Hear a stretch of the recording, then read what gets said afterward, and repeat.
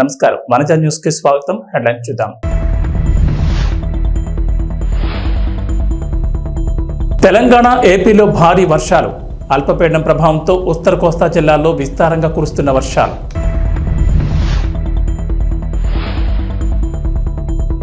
ఏపీలోని పలు జిల్లాల్లో స్కూళ్లకు సెలవులు. భారీ వర్షాలతో అధికారుల కీలక ప్రకటన.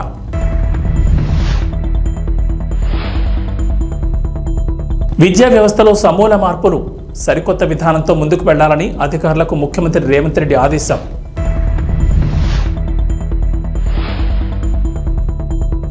సికింద్రాబాద్, ఉజ్జయిని బోనాలకు అన్ని ఏర్పాట్లు. భక్తులకు టీజీఎస్ఆర్టీసీ గుడ్ న్యూస్. ఆంధ్రప్రదేశ్ ను వర్షాలు ముంచెత్తాయి. 2 రోజులుగా భారీ వర్షాలు పడుతున్నాయి. వాయువ్య పశ్చిమ మధ్య బంగాళాఖాతంలో ఒడిశా ఉత్తరాంధ్ర తీర ప్రాంతంలోని అల్పపీడనం బలపడి వాయుగుండంగా మారింది. ఇది వాయువు దిశగా పయనించి పూరి సమీపంలో ఒడిశా తీరం దాటే అవకాశం ఉందని చెబుతున్నారు. ఈ ప్రభావంతో శ్రీకాకుళం, విజయనగరం, పార్వతీపురం, మన్యం, అల్లూరు సీతారామరాజు, ఏలూరు, ప్రకాశం, నంద్యాల జిల్లాలో అక్కడక్కడ పిడుగులతో కూడిన మోస్తరు వర్షాలు కురిసే అవకాశం ఉందంటున్నారు. కాకినాడ, డాక్టర్ బిఆర్ అంబేద్కర్ కోనసీమ, తూర్పుగోదావరి, పశ్చిమ గోదావరి, కృష్ణా, ఎన్టీఆర్, గుంటూరు, పల్నాడు, బాపట్ల, నెల్లూరు, చిత్తూరు, తిరుపతి, కర్నూలు, అనంతపురం, శ్రీ సత్యసాయి, కడప, అన్నమయ్య జిల్లాల్లో అక్కడక్కడ పిడుగులతో కూడిన తేలికపాటి వర్షాలు కురిసే అవకాశం ఉందని అంచనా వేస్తున్నారు. భారీ వర్షాలతో విజయనగరం, విశాఖపట్నం, తూర్పుగోదావరి, డాక్టర్ బిఆర్ అంబేద్కర్ కోనసీమ, కాకినాడ, పశ్చిమ గోదావరి, ఏలూరు జిల్లాలోని స్కూళ్లకు కలెక్టర్లు సెలవులు ప్రకటించారు. ఇప్పటికే అత్యవసర సహాయక చర్యల కోసం ఏలూరు జిల్లా 2 SDRF, కోనసీమ 1 SDRF, తూర్పుగోదావరి 2 NDRF బృందాలు పంపించినట్లు విపత్తుల సంస్థ తెలిపింది. రాష్ట్రంలో భారీ వర్షాలు కురుస్తాయని, లోతట్టు ప్రాంతాల్లో వరద ప్రవహిస్తున్న వాగులు, కాలువలు దాటే ప్రయత్నం చేయొద్దన్నారు. ఏపీలో పలు చోట్ల భారీ వర్షాలు కురుస్తున్నాయి. బంగాళాఖాతంలో ఏర్పడిన అల్పపీడన ప్రభావంతో ఉత్తర కోస్తా జిల్లాలో విస్తారంగా వర్షాలు కురుస్తున్నాయి. మరోవైపు ఒడిశా, ఉత్తరాంధ్ర మీదుగా కొనసాగుతున్న అల్పపీడనం వాయుగుండంగా మారినట్లు ఏపీ వాతావరణ శాఖ తెలిపింది. అల్పపీడనం వాయుగుండంగా బలపడిందన్న వాతావరణ శాఖ వాయు దిశగా పయనించి శనివారం తెల్లవారుజామున పూరి సమీపంలో తీరం దాటే అవకాశం ఉందని అంచనా వేసింది. తీరం దాటిన తర్వాత వాయుగుండం క్రమంగా బలహీనపడుతుందని పేర్కొంది. ఈ నేపథ్యంలో శనివారం అల్లూరు సీతారామరాజు, ఏలూరు జిల్లాలో భారీ నుంచి అతి భారీ వర్షాలు కురిసే అవకాశం ఉందని వాతావరణ శాఖ హెచ్చరించింది. ఆయా జిల్లాలకు రెడ్ అలర్ట్ జారీ చేసింది. ఏపీలో పలు చోట్ల భారీ వర్షాలు కురుస్తున్నాయి. బంగాళాఖాతంలో ఏర్పడిన అల్పపీడన ప్రభావంతో ఉత్తర కోస్తా జిల్లాల్లో విస్తారంగా వర్షాలు కురుస్తున్నాయి. మరోవైపు ఒడిశా, ఉత్తరాంధ్ర మీదుగా కొనసాగుతున్న అల్పపీడనం వాయుగుండంగా మారినట్లు ఏపీ వాతావరణ శాఖ తెలిపింది. అల్పపీడనం వాయుగుండంగా బలపడిందన్న వాతావరణ శాఖ వాయు దిశగా పయనించి శనివారం తెల్లవారుజామున పూరి సమీపంలో తీరం దాటే అవకాశం ఉందని అంచనా వేసింది. తీరం దాటిన తర్వాత వాయుగుండం క్రమంగా బలహీనపడుతుందని పేర్కొంది. ఈ నేపథ్యంలో శనివారం అల్లూరు సీతారామరాజు, ఏలూరు జిల్లాలో భారీ నుంచి అతి భారీ వర్షాలు కురిసే అవకాశం ఉందని వాతావరణ శాఖ హెచ్చరించింది. ఆయా జిల్లాలకు రెడ్ అలర్ట్ జారీ చేసింది. మరోవైపు వాయుగుండం తీరం దాటే క్రమంలో శనివారం శ్రీకాకుళం, విజయనగరం, పార్వతీపురం, మన్యం, నంద్యాల జిల్లాలో అక్కడక్కడ మోస్తరు వర్షాలు కురుస్తాయని ఏపీ విపత్తుల నిర్వహణ సంస్థ తెలిపింది. అక్కడక్కడ పిడుగులు పడే అవకాశం ఉందని హెచ్చరించింది. అలాగే కాకినాడ, కోనసీమ, అంబేద్కర్ జిల్లా, ఉభయ గోదావరి జిల్లాలు, ఎన్టీఆర్, కృష్ణా జిల్లాల్లో అక్కడక్కడ పిడుగులతో కూడిన తేలికపాటి వర్షాలు కురుస్తాయని అంచనా వేసింది. వీటితో పాటు బాపట్ల, పల్నాడు, గుంటూరు, నెల్లూరు, అనంతపురం, శ్రీ సత్యసాయి, కర్నూలు, వైఎస్ఆర్ జిల్లా, చిత్తూరు, అన్నమయ్య, తిరుపతి జిల్లాలో పిడుగులతో కూడిన వర్షాలు కురిసే అవకాశం ఉందని ఏపీ విపత్తుల నిర్వహణ సంస్థ ఎండీ రోణంకి కోర్మనాథ్ తెలిపారు. తెలంగాణలోని పలు జిల్లాల్లో కుండపోత వర్షాలు కురుస్తున్నాయి. భారీ వర్షాలకు వాగులు, వంకలు పొంగి పొర్లుతున్నాయి. చెరువులు, జలాశయాలు నిండుకుండను తలపిస్తున్నాయి. కాగా నేడు కూడా రాష్ట్రంలో విస్తారంగా వర్షాలు కురుస్తాయని హైదరాబాద్ వాతావరణ కేంద్ర అధికారులు తెలిపారు. నేటి నుంచి 2 రోజుల పాటు పలు జిల్లాల్లో అత్యంత భారీ వర్షాలు, కొన్ని చోట్ల భారీ వర్షాలు కురుస్తాయని చెప్పారు. బంగాళాఖాతంలో ఏర్పడిన అల్పపీడనం వాయుగుండంగా మారిందని, ఈ ద్రోణి ప్రభావంతో తెలుగు రాష్ట్రాల్లో విస్తారంగా వర్షాలు కురుస్తున్నాయన్నారు. నేడు ఉత్తర తెలంగాణ జిల్లాలైన ఆదిలాబాద్, ఆసిఫాబాద్, మంచిర్యాల, పెద్దపల్లి, నిర్మల్ జిల్లాల్లో అత్యంత భారీ వర్షాలు కురుస్తాయని చెప్పారు. ఈ మేరకు ఆయా జిల్లాలకు వాతావరణ శాఖ అధికారులు రెడ్ అలర్ట్ జారీ చేశారు. నిజామాబాద్, సిరిసిల్ల, జగిత్యాల, కరీంనగర్, భూపాలపల్లి జిల్లాలో భారీ నుంచి అతి భారీ వర్షాలకు ఛాన్స్ ఉందన్నారు. ఈ జిల్లాలకు ఆరెంజ్ అలర్ట్ జారీ చేశారు. ములుగు, కొత్తగూడెం, ఖమ్మం, వరంగల్, హనుమకొండ, వికారాబాద్, సంగారెడ్డి, హైదరాబాద్, కామారెడ్డి, మహబూబ్ నగర్, నారాయణపేట జిల్లాలో భారీ వర్షాలు కురుస్తాయని చెప్పారు. ఈ మేరకు ఈ జిల్లాలకు ఎల్లో అలర్ట్ జారీ చేశారు. ఆషాఢ మాసం బోనాల జాతర ఉత్సవాల్లో భాగంగా సికింద్రాబాద్ లోని ఉజ్జయిని మహంకాళి బోనాల జాతర ఈ నెల 21, 22 జరగనుంది. ఎంతో వైభవంగా జరిగే ఈ బోనాల ఉత్సవాలకు హైదరాబాద్ నలుమూల నుంచి భక్తులు పెద్ద ఎత్తున హాజరవుతారు. ఈ నేపథ్యంలో నగరంలోని వివిధ ప్రాంతాల నుంచి బోనాలకు వెళ్లే భక్తులకు టీజీఆర్టీసీ గుడ్ న్యూస్ చెప్పింది. గ్రేటర్లోని 24 ప్రాంతాల నుంచి 175 స్పెషల్ బస్సులు నడుపుతున్నట్లు ఆర్టీసీ ఎండీ సజ్జనార్ వెల్లడించారు. Kachiguda railway station, JBS, Patan Cheruvu, ECIL, Mehdipatnam, Dilsukh Nagar, Kukatpally, Charminar, Uppal, Malkajgiri, పాత బోయిన్పల్లి, తదితర ప్రాంతాల నుంచి సికింద్రాబాద్ వరకు ఈ ప్రత్యేక బస్సులు అందుబాటులో ఉంటాయని ఆయన ట్వీట్ చేశారు. బోనాలకు వెళ్లే భక్తులు ఈ సౌకర్యాన్ని సద్వినియోగం చేసుకోవాలని సూచించారు. ఉజ్జయిని మహంకాళి బోనాల వేడుకల్లో అధికారులు కీలక మార్పులు చేశారు.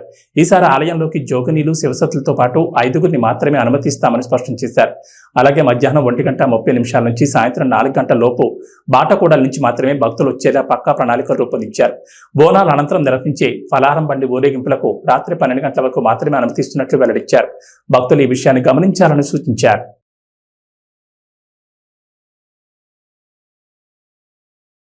ఆంధ్రప్రదేశ్ ముఖ్యమంత్రి నారా చంద్రబాబు నాయుడు కార్యదర్శిగా సీనియర్ ఐఏఎస్ అధికారి ఏవి రాజమౌళి నియమితులయ్యారు. ఉత్తరప్రదేశ్ కడకు చెందిన రాజమౌళి 3 ఏళ్ల డిప్యూటేషన్ పై ఏపీకి వచ్చిన సంగతి తెలిసిందే. ఆయన ఉత్తరప్రదేశ్ ప్రభుత్వం గురువారం రిలీజ్ చేయగా ఆయన ఏపీ క్యాడర్ లో శుక్రవారం రిపోర్ట్ చేశారు. ఆ వెంటనే సీఎంఓలో సీఎం కార్యదర్శిగా పోస్టింగ్ ఇస్తూ సీఎస్ నీరబ్ కుమార్ ప్రసాద్ ఉత్తర్వులు జారీ చేశారు. రాజమౌళిది ఆంధ్రప్రదేశ్ కాగా 2003 బ్యాచ్ ఐఏఎస్ అధికారి. ఆయన గతంలోనూ టీడీపీ హయాంలో చంద్రబాబుకి కార్యదర్శిగా పనిచేసిన సంగతి తెలిసిందే. గతంలో కూడా రాజమౌళి చంద్రబాబుకు అత్యంత సన్నిహితులుగా ఉంటూ ఏపీ సీఎంఓలో కీలక బాధ్యతలు నిర్వహించారు. ఇప్పుడు మరో 3 ఏళ్లు ఆయన సీఎంఓలోని విధులు నిర్వహిస్తారు. రాజమౌళి రాకతో సీఎంఓ కీలక అధికారుల సంఖ్య 4కు చేరింది. ప్రస్తుతం సీఎం ముఖ్య కార్యదర్శిగా ముద్దాడ రవిచంద్ర, సీఎం కార్యదర్శిగా ప్రద్యుమ్న, అదనపు కార్యదర్శిగా కార్తికేయ మిశ్రాలున్నారు. మరోవైపు ముఖ్యమంత్రి నారా చంద్రబాబు నాయుడు వికసిత ఆంధ్రప్రదేశ్ 2047 విజన్ డాక్యుమెంట్ పై నీతి ఆయోగ్ సీఈఓ బీవీఆర్ సుబ్రహ్మణ్యం సంస్థ ప్రతినిధులతో సచివాలయంలో సమావేశమయ్యారు. వికసిత్ భారత్ 2047కు ప్రణాళిక సిద్ధం చేస్తున్నట్లే వికసిత ఆంధ్రప్రదేశ్ 2047కు విజన్ డాక్యుమెంట్ తయారు చేయడంపై చర్చించారు. రాబోయే రోజుల్లో రాష్ట్ర అభివృద్ధికి చేపట్టాల్సిన కార్యక్రమాలు, ప్రాజెక్టులపై చర్చ జరిగింది. ఏపీలో ఆర్టిఫిషియల్ ఇంటెలిజెన్స్ యూనివర్సిటీ ఏర్పాటు చేయాలనే ఆలోచన ఉందన్నారు చంద్రబాబు. భవిష్యత్తులో ఏఐతో అన్ని రంగాల్లో మార్పులు వస్తాయన్నారు. కడప జిల్లా జమ్మలమడుగులో సిరంజీలు కలకలం రేపాయి. జమ్మలమడుగు బైపాస్ నుంచి శేషారెడ్డిపల్లి వెళ్లే మార్గంలో పొలాల కట్ల వెంట పాడేసిన సిరంజీలు చెల్లాచెదరుగా పడి ఉన్నాయి. రైల్వే గేట్ దాటగానే రోడ్డు పక్కన 2.5 ml సిరంజీలు సూత్తో సహా గుర్తు తెలియని వ్యక్తులు పడేశారు. పొలాల్లో గట్లపై ఈ సిరంజీలు ఉండడంతో రైతులు ఆందోళన వ్యక్తం చేస్తున్నారు. ఈ సిరంజీలు రక్త పరీక్షలవా, మత్తు పదార్థాల కోసం వాడినవా అనే అనుమానాలు మొదలయ్యాయి. తెలంగాణలో 10 ఏళ్ల అధికారంలో ఉండి ఇటీవల జరిగిన అసెంబ్లీ ఎన్నికల్లో ఘోర పరాజయం పొంది ప్రతిపక్షానికి పరిమితమైంది భారత రాష్ట్ర సమితి పార్టీ. ఆ తర్వాత జరిగిన పార్లమెంట్ ఎన్నికల్లో కనీసం ఖాతా కూడా తెరవలేని పరిస్థితి చేరింది. ఇక అప్పటి నుంచి గులాబీ ఎమ్మెల్యేలంతా ఒక్కొక్కరిగా కారు దిగుతూ కాంగ్రెస్ కండువా కప్పుకుంటూ గులాబీ బాస్ కేసీఆర్ కు షాక్ల మీద షాక్లు ఇస్తున్నారు. ఇలాంటి పరిస్థితుల్లో పార్టీ భవితవ్యం ఏంటి, అసలు పార్టీ ఉంటుందా లేదా అన్న చర్చ జోరుగా సాగుతోంది. కాగా ఈ నేపథ్యంలోనే దేశంలోని ప్రాంతీయ పార్టీలకు సంబంధించిన ఆదాయ వ్యయాలపై అసోసియేషన్ ఫర్ డెమోక్రటిక్ రిఫార్మ్స్ వెల్లడించిన తాజా రిపోర్ట్ విస్తుపోయే విషయాలను బయటపెట్టింది. దేశంలోని అన్ని ప్రాంతీయ పార్టీల కంటే ఎక్కువ ఆదాయం బీఆర్ఎస్ పార్టీదేనని ఏడీఆర్ రిపోర్ట్ వెల్లడించింది. 2022-23 ఆర్థిక సంవత్సరంలో బీఆర్ఎస్ కు ఏకంగా 737.67 కోట్ల ఆదాయం వచ్చినట్టు రిపోర్ట్ పేర్కొంది. ఆదాయం విషయంలో బీఆర్ఎస్ టాప్ లో ఉందని వెల్లడించింది.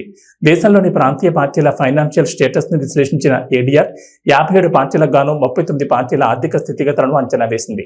ఇన్కమ్ విషయంలో బీఆర్ఎస్ టాప్ లో ఉండగా 2వ స్థానంలో తృణమూల్ కాంగ్రెస్ ఉన్నట్లు రిపోర్ట్ వెల్లడించింది. టీఎంసీ ఆదాయం 333.45 కోట్లు ఉందని తెలపగా డీఎంకేకు 124.35 కోట్లు ఇన్కమ్ వచ్చినట్లు ఏడీఆర్ పేర్కొంది. 39 ప్రాంతీయ పార్టీలకు మొత్తం 1740.48 కోట్లు సమకూరగా అందులో కేవలం 5 పార్టీలకే 1541.32 కోట్ల ఇన్కమ్ ఉన్నట్లు రిపోర్ట్ పేర్కొంది. మొత్తం ఆదాయంలో 88.56% ఈ 5 పార్టీలకే రావడం గమనార్హం. ప్రభుత్వ పాఠశాలల తీరుతెన్నులు మారాలని, విద్యా వ్యవస్థ సమూలంగా మారాలని తల్లిదండ్రులు ఎంతో కాలంగా కోరుకుంటారు. ఆ దిశగా రేవంత్ రెడ్డి నేతృత్వంలోని కాంగ్రెస్ ప్రభుత్వం కీలక చర్యలు చేపట్టింది. విద్యా వ్యవస్థను పటిష్టం చేసే దిశగా ముఖ్యంగా ప్రభుత్వ బడుల్లో బోధన విషయంలో సరికొత్త విధానంతో ముందుకు వెళ్లాలని అధికారులను ముఖ్యమంత్రి రేవంత్ రెడ్డి ఆదేశించారు. వచ్చే 3 ఏళ్లలో ప్రభుత్వ పాఠశాలను బలోపేతం చేసేందుకు అవసరమైన ప్రణాళికలను సిద్ధం చేయాలని విద్యాశాఖ ముఖ్య కార్యదర్శి బొర్రా వెంకటేశం ఇతర ఉన్నతాధికారులకు ముఖ్యమంత్రి సూచించారు. ఈ సందర్భంగా బొర్రా వెంకటేశం చేసిన పలు ప్రతిపాదనలను CM Revanth Reddy, deputy CM Bhatti Vikramarka ఆసక్తిగా ఉన్నారు. రాష్ట్రంలో సెమీ రెసిడెన్షియల్ స్కూల్స్ ఏర్పాటు చేసేందుకు ప్రతిపాదనలు సిద్ధం చేయాలని అధికారులను ముఖ్యమంత్రి రేవంత్ రెడ్డి ఆదేశించారు. విద్యార్థులు పాఠశాలకు చేరుకునేలా రవాణా సౌకర్యాలు సైతం కల్పించే విధానాలను కూడా సూచించారన్నారు. ప్రజాప్రభుత్వం ప్రతిష్టాత్మకంగా తలపెట్టిన ఇంటిగ్రేటెడ్ రెసిడెన్షియల్స్ కు సమాంతరంగా రాష్ట్రంలోని అన్ని నియోజకవర్గాల్లో సెమీ రెసిడెన్షియల్ స్కూల్ ఉండాలని సూచించారు. నెల్లూరు బారాషాహి దర్గాలో జరిగే రొట్టెల పండుగ సందర్భంగా స్వర్ణాల చెరువులో రాష్ట్ర పురపాలక శాఖ మంత్రి డాక్టర్ పొంగూరు నారాయణ రాష్ట్రాభివృద్ధి రొట్టెను పట్టుకున్నారు. ఆంధ్ర రాష్ట్రం బాగా అభివృద్ధి చెందడంతో పాటు ప్రజలందరూ సంతోషంగా ఉండాలని మంత్రి ఆకాంక్షించారు. నెల్లూరు బారాషాహి దర్గాలో జరుగుతున్న రొట్టెల పండుగలో ఎమ్మెల్యేలు Vemireddy Prashanth Reddy, Somireddy Chandramohan Reddy, rural MLA Kotamreddy Sridhar Reddy, MP Vemireddy Prabhakar రెడ్డితో కలిసి నారాయణ పాల్గొన్నారు. ముందుగా మంత్రి నారాయణకి దర్గా కమిటీ చైర్మన్, సభ్యులు, ప్రజాప్రతినిధులు, అధికారులు ఘనస్వాగతం పలికారు. ఈ సందర్భంగా దర్గా ప్రాంగణంలో నారాయణ పర్యటిస్తూ భక్తులను ఎంతో ఆప్యాయంగా పలకరించారు. ఏర్పాట్లు ఎలా ఉన్నాయని భక్తులను ఆయన అడిగి తెలుసుకున్నారు. ఏర్పాట్లు చాలా బాగున్నాయని మంత్రికి భక్తులు తెలియజేయడంతో సంతోషం వ్యక్తం చేశారు. అనంతరం ఎమ్మెల్యేలు, ఎంపీ, టీడీపీ నేతలతో కలిసి మంత్రి నారాయణ రాష్ట్ర అభివృద్ధి రొట్టెను పట్టుకున్నారు. ఈ సందర్భంగా మంత్రి నారాయణ మీడియాతో మాట్లాడారు. బారాషాహి దర్గా రొట్టెల పండుగ ఈ నెల 17వ తేదీన ప్రారంభమైందన్నారు. వర్షాన్ని సైతం లెక్క చేయకుండా పండగకి భక్తులు అశేషంగా వస్తుండడం ఆనందంగా ఉందన్నారు. ఈ రోజు ఉదయం రాష్ట్ర ముఖ్యమంత్రి నారా చంద్రబాబు నాయుడు అమరావతి నుంచి వర్చువల్ గా పండగ ఏర్పాట్లను పరిశీలించడంతో పాటు భక్తులతో మాట్లాడడం జరిగిందన్నారు. 2014 ముందు బారాషాహి దర్గాలో డెవలప్మెంట్ పూర్తిగా చీరు అన్నారు. ఇదే స్వర్ణాల చెరువులో లారీలు, కార్లు, బస్సులు శుభ్రం చేసుకునేవారని గుర్తు చేశారు. 2014లో టీడీపీ ప్రభుత్వ అధికారంలోకి వచ్చాక నేను మంత్రిగా ఉన్నప్పుడు ఎంతో పవిత్రమైన ప్రదేశం బారాషాహి దర్గాని ముఖ్యమంత్రి చంద్రబాబుతో మాట్లాడి ఎంతో అభివృద్ధి చేశామన్నారు. ప్రధానంగా దర్గా ఆవరణలో మరుగుదొడ్లు, ఘాట్, భక్తులకి అనేక వస్తువులు ఏర్పాటు చేశామని తెలిపారు. ఆనాడు దర్గాలో ప్రార్థనా మందిరం నిర్మించాలని, రొట్టెల పండగకి చంద్రబాబు వచ్చారని, అప్పుడే దర్గా అభివృద్ధికి 20 కోట్లు మంజూరు చేశారన్నారు. కానీ ఆ పనులను గత ప్రభుత్వం నిలిపేసిందన్నారు. ఈ రోజు జరిగిన వర్చువల్ కార్యక్రమంలో వెంటనే ఆ పనులను పూర్తి చేయాలని, అప్పుడే 5 కోట్ల రూపాయలను చంద్రబాబు ఆదేశాలు జారీ చేశారని చెప్పారు. ఈ సందర్భంగా దర్గా కమిటీ, ప్రజలు, భక్తుల తరపున సీఎం చంద్రబాబుకి ప్రత్యేకంగా ధన్యవాదాలు తెలియజేస్తున్నానని పేర్కొన్నారు. ఎందుకంటే రాష్ట్ర ఖజానా ఖాళీ అని, ఏ శాఖలోనూ పైసా లేదన్నారు. రాష్ట్ర ఆర్థిక పరిస్థితి అతలాకుతలంగా ఉందన్నారు. ఇటువంటి పరిస్థితుల్లో కూడా 5 కోట్లు మంజూరు చేయడం గొప్ప విషయమన్నారు. రాష్ట్ర ఆర్థిక పరిస్థితి మెరుగుపడిన తర్వాత ముస్లిం మత పెద్దలు, కమిటీ సభ్యులు, వక్ఫ్ బోర్డు సభ్యులు, నాయకులతో మాట్లాడి ఒక ప్రణాళికంగా ముందుకెళ్లి దర్గాని అన్ని విధాలా అభివృద్ధి చేస్తామని చెప్పారు. రొట్టెల పండగకి తెలుగుదేశం ప్రభుత్వమే రాష్ట్ర పండుగ చేసిందన్నారు. ఈ పండుగని ఇంటర్నేషనల్ పండుగ చేయాలని ముఖ్యమంత్రి ఆదేశించడం జరిగిందన్నారు. రొట్టెల పండుగపై భక్తులకు ఎంతో నమ్మకం ఉందన్నారు. వారి కోరికలు తీరడంతోనే ఏడాదికేడాది భక్తుల సంఖ్యలో గణనీయంగా పెరుగుతోందని తెలిపారు. తదనంతరం జిల్లా అధ్యక్షులు అబ్దుల్ అజీజ్, ఎమ్మెల్యేలు కోటంరెడ్డి, ప్రశాంత్ రెడ్డి, టీడీపీ రాష్ట్ర ప్రధాన కార్యదర్శి కోటంరెడ్డి శ్రీనివాసులరెడ్డి, మాజీ మున్సిపల్ చైర్పర్సన్ తాళ్లపాక అనురాధలు ప్రసంగించారు.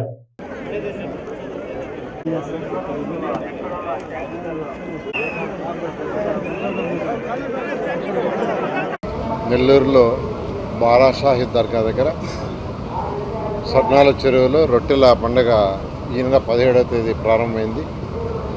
ఈరోజు 19వ తేదీ.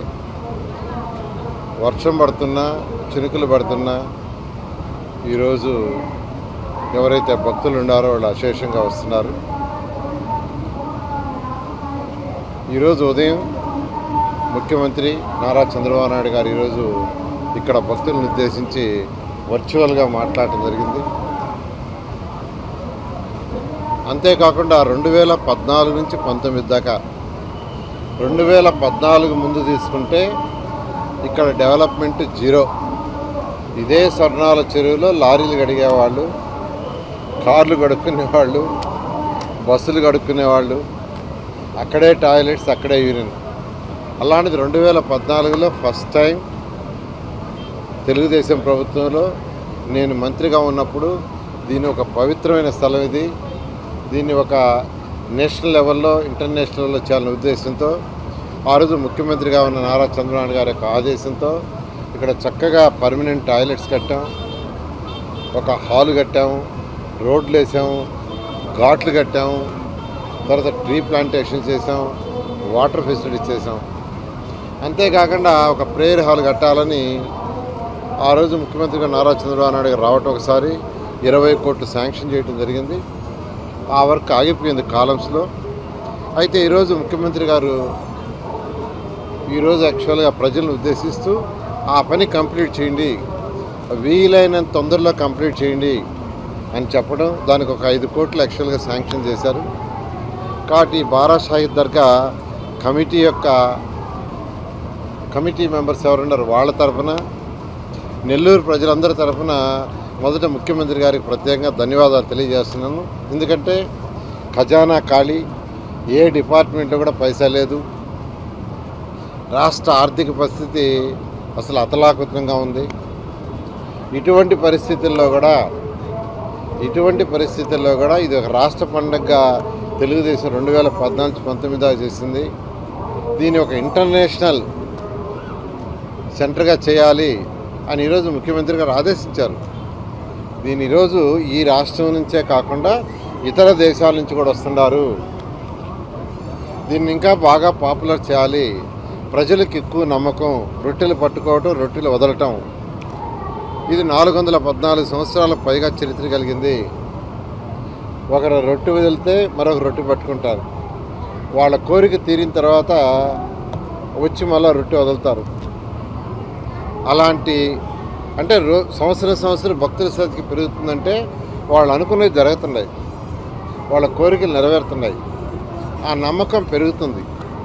అందుకనే దీన్ని ఒక ఇంటర్నేషనల్ సెంటర్గా డెవలప్ చేయండి, స్టేట్ లెవెల్ ఫంక్షనే కాదని ఈరోజు ముఖ్యమంత్రి గారు ఆదేశించారు.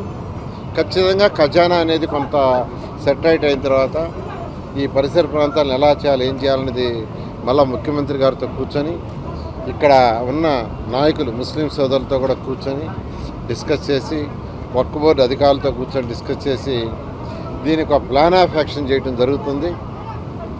ఆ ప్లాన్ ఆఫ్ యాక్షన్ ప్రకారం దీనికి ముందుకు పోవడం జరుగుతుంది.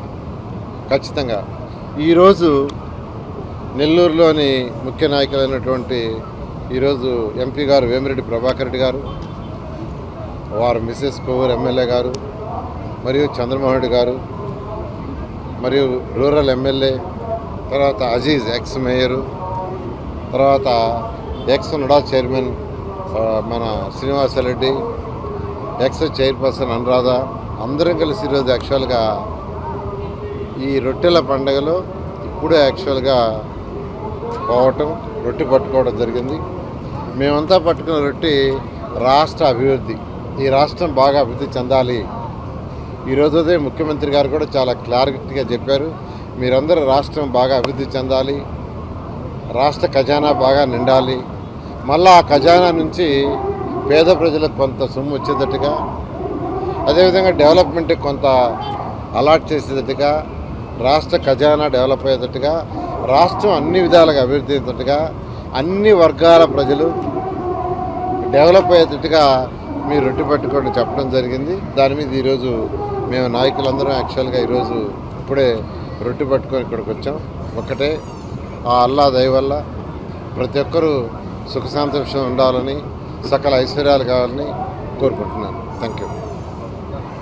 భద్రాచలం వద్ద గోదావరి వరద స్వల్పంగా పెరుగుతోంది. ఎగువ ప్రాంతాల్లో కురుస్తున్న ఎడతెరిపిలేని వర్షాల కారణంగా వరద నీరు గోదావరిలో చేరుతుండటంతో శుక్రవారం మధ్యాహ్నం 12 గంటల సమయానికి భద్రాచలం వద్ద 25.3 అడుగులకు నీటి మట్టం చేరుకుంది. నేటి సాయంత్రానికి 30 అడుగులు చేరుకునే అవకాశం ఉందని అంచనాలు వేస్తున్నారు అధికారులు. అప్రమత్తంగా లోతట్టు ప్రాంత వాసులు అప్రమత్తంగా ఉండాలని అధికారులు సూచిస్తున్నారు.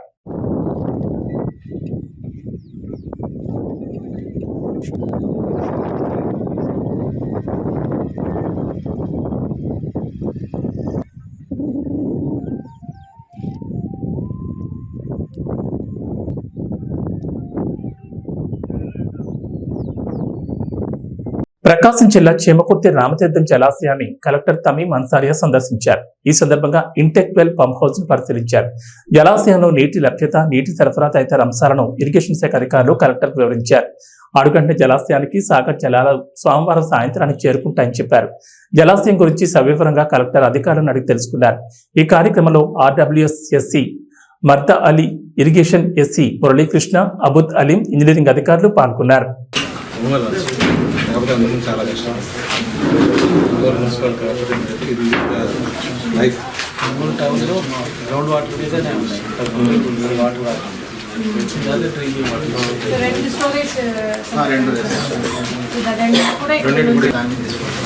ప్రజెంట్ అయితే నీటి లేదు మొత్తం ఇప్పుడైతే దీని మీద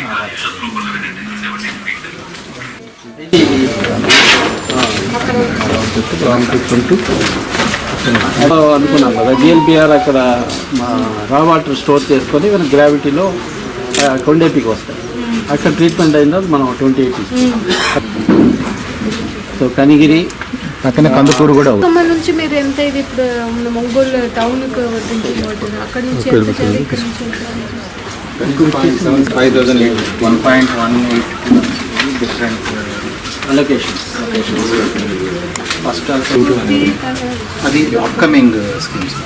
ఇంకా ఏఐబి కింద రేపు నైట్కి మన బార్డర్ ప్రకాశం బార్డర్ చెప్తుంది. రేపు నైట్ 9 PM అక్కడ నుంచి మనకు 2 days రామతీర్థం మొత్తం శనివారం, ఆదివారం, సోమవారం నైట్కి వస్తుంది. మామూలుగా 0.9 మేడం, అంత ఎఫ్ఆర్ఎల్ వచ్చేసి 85 ఇది. ఇది మేడం సిస్టమ్. ఇది వచ్చేసి బైక్ ఆర్డర్ దీని కింద అప్ స్ట్రీమ్ వచ్చేసి 2 drinking water tanks non notified ఉన్నాయి. తర్వాత downstream of Ramatheertham balance reservoir వచ్చేసి మన ఇది 4 gates 160 cusecs discharge. 4 gates open channel కొన్ని దగ్గర లైనింగ్ ఉంది, మోస్ట్ ఆఫ్ ది లైనింగ్ ఉంది. అక్కడ ఇటువైపు లైనింగ్ చేశారు కానీ most of the bed is unlined. That's why it takes 2 days for the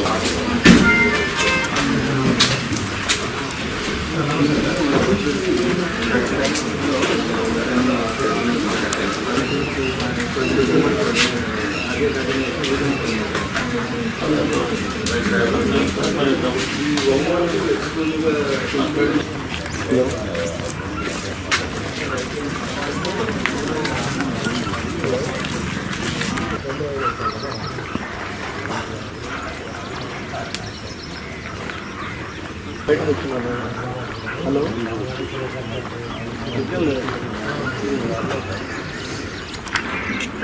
hello ఇక్కడ సిగ్నల్ లేదు, సిగ్నల్ లేదు.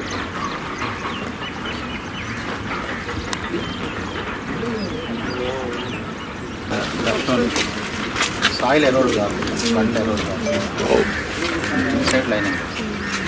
ఇది అన్ని కూడా ఈ ప్రాజెక్ట్ భాగంగానే అప్పుడు